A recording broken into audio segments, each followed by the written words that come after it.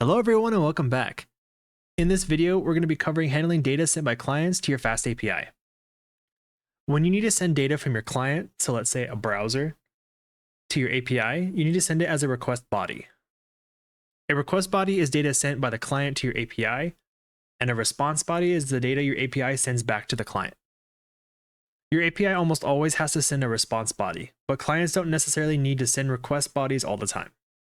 Sometimes they only request a path, maybe with some query parameters, but they don't send a body. To send data to an API, you should use either a post, put, delete, or patch request. If you do send a body with a GET request in FastAPI, it is supported, but it has an undefined behavior, and it's only for very complex or extreme use cases. To declare a request body, we will use Pydantic models with all of their power and benefits.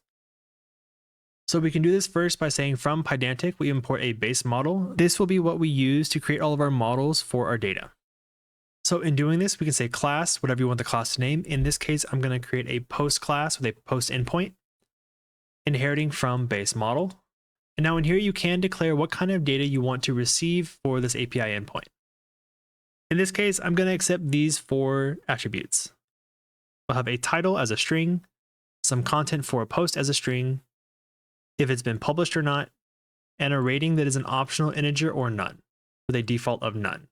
So in doing this, we can say at app.post with /posts. We create a function called createPost, giving it the parameter of post. This will automatically be interpreted by FastAPI as a request body. Once we receive this data, we will just return a dictionary with data, followed by the post title with the content.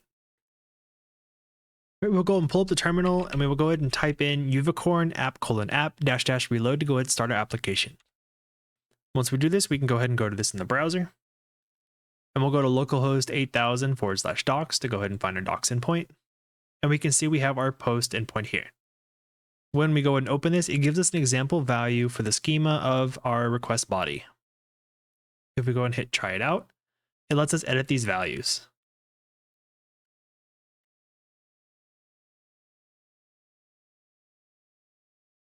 So you can go ahead and change these as you like it and go ahead and hit execute. And we can see this is the curl command it executed for this endpoint. But we see we got a 200 response back with the post titled a cool title with content subscribe for more. If we come back up here and we remove this rating, go ahead and execute it again, and we can see there was an error, this 422, and that is actually because there is an extra comma here we need to get rid of. Execute it again. And now we have a 200 response, since we didn't need that last item of rating.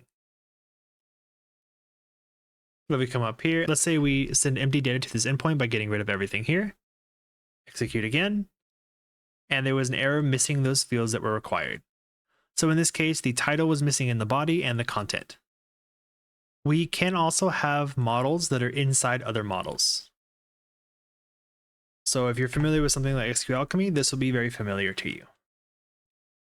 So for this example, I'm importing optional from typing. We're creating a class called comment that will go on the post. As you can see, these posts will now have a list of comments, and it is completely optional. I have now updated this function to include the length of the post comments that were sent in to this request. So if we go ahead and head back over into the browser, go ahead and refresh the page back to the docs. And we can see our example data here has been updated. We're going to go ahead and try it out.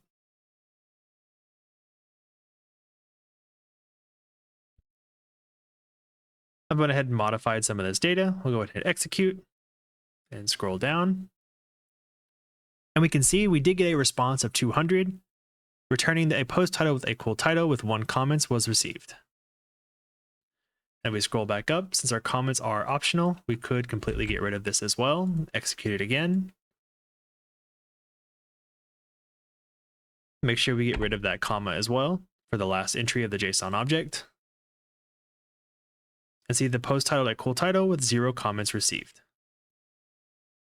For more detailed control over the data received, FastAPI allows us to perform additional validations or transformations directly on our endpoint functions or by using Pydantic model methods.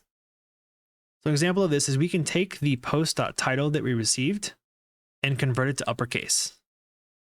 We could also say that if there are no comments whatsoever, we want to return an exception with a status code 400, saying that the comments are required for advanced posts. And this is just for example purposes. If we had gone up here and gotten rid of this optional and just made it a list of comments, that would also make it required. And we wouldn't have to do that validation down here, since Pydantic will automatically do that for us. But we can import the HTTP exception up here from FastAPI. But if everything is all good, we can just return the data of the post that was sent in, but with the title uppercased. We can go ahead and head back over to the browser. And we can now see we have a new post advanced endpoint that we created. So in here, we'll go ahead and try it out.